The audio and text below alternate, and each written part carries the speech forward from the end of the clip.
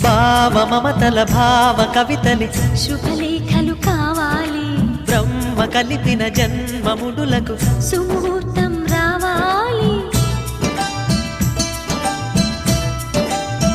మా 7 అడుగుల జోడు నడకలు ఊరంతా చూడాలి, వేలు విలువని తోడు ఇమ్మని అక్షింతలు వేయాలి. ఇన్నాళ్ళు